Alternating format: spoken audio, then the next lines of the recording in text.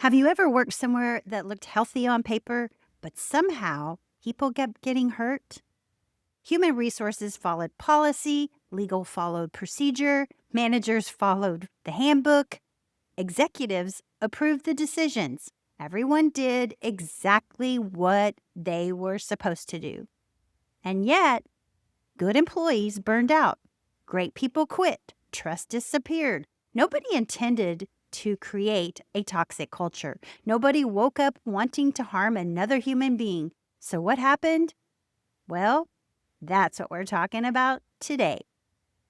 Welcome to the Kathie Owen Perspective podcast. My name is Kathie Owen. I'm a private workplace consultant specializing in human diligence inside founder-led and private equity-backed companies.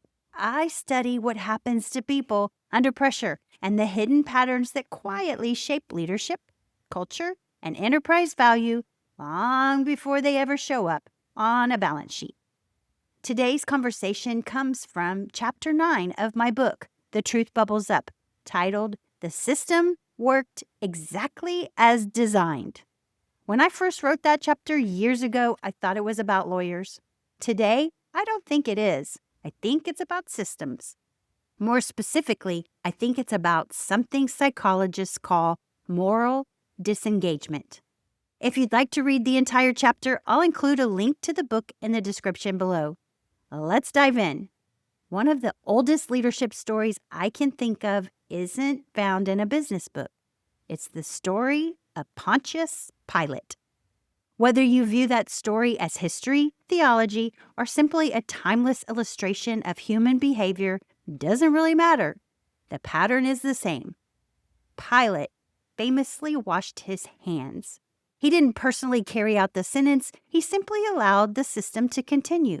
He stepped back from responsibility.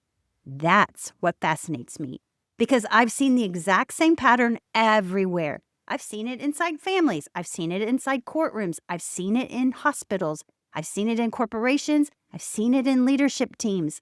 I've seen it in organizations with beautiful mission statements and incredibly unhealthy cultures. Everyone was doing their job, and somehow people still got hurt. One of the biggest misconceptions we make is believing harm requires bad intentions. It doesn't.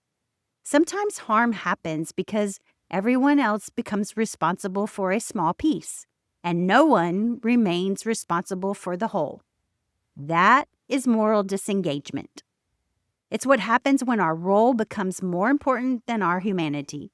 The attorney follows procedure, the judge follows procedure, human resources follows policy, the executive follows the chain of command, finance approves the numbers, operations keeps production moving, and everyone fulfills their responsibility.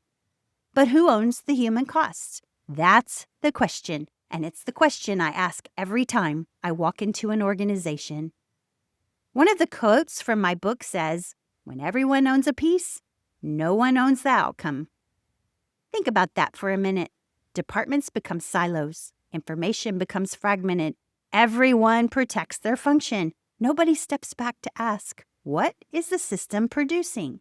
That's leadership. Leadership isn't simply making decisions.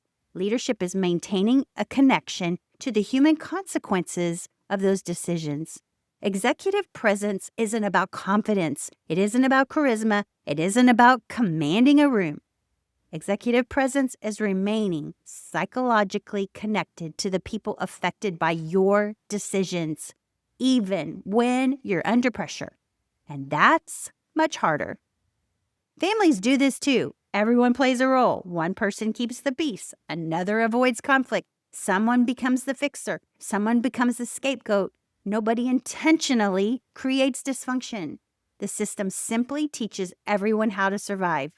Over time, those roles become automatic. Workplaces aren't much different.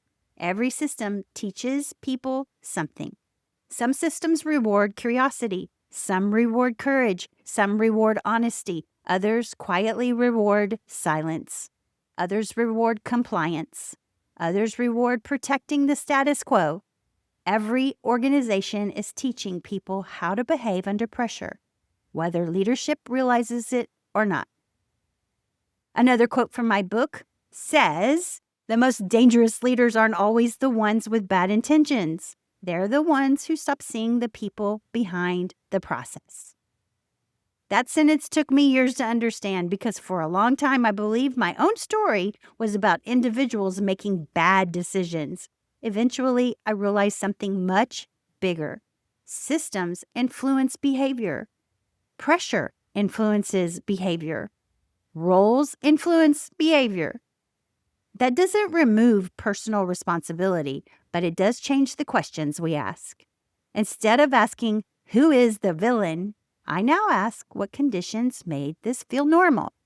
That's a completely different conversation, and it's a much more productive one, too. When I work with organizations, I don't spend my time looking for bad people. I look for hidden patterns. I ask questions like, who still feels the consequences after the meeting ends? What behaviors does this culture quietly reward? Who is allowed to tell uncomfortable truths? Where has compliance replaced courage? Where has policy become more important than people? Because cultures rarely fall apart overnight. They slowly disconnect from the human beings they're meant to serve. One more quote from my book says, "The system may be working exactly as designed. The real question is whether it's producing the people you hoped to become." I think that's one of the most important leadership questions any executive can ask. Not, is the process working? But what kind of people is this process creating?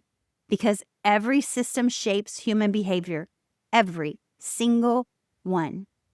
That's why I call my work human diligence. Financial diligence matters. Legal diligence matters. Operational diligence matters. But if we ignore human diligence, we eventually pay for it somewhere else. And turnover, and disengagement, and fractured cultures, and broken trust, and failed mergers, and exhausted leaders, and people quietly checking out long before they ever submit their resignation. Leadership isn't simply about getting results. It's about understanding the invisible human patterns producing those results. All right, thank you so much for spending this time with me today. I trust that you found today's episode helpful. If this conversation resonated with you, I'd love for you to subscribe, share this episode with someone who leads people, and leave a comment below. Have you ever worked inside a system where everyone followed the rules, yet people still got hurt? I genuinely love to hear your thoughts. You'll also find links in the description below to my book, The Truth Bubbles Up, along with a companion blog post where I go even deeper into today's topic with additional leadership diagnostics, quotes, and resources to help you recognize these patterns inside families, teams, and organizations. Until next time, keep observing, because the truth always bubbles up.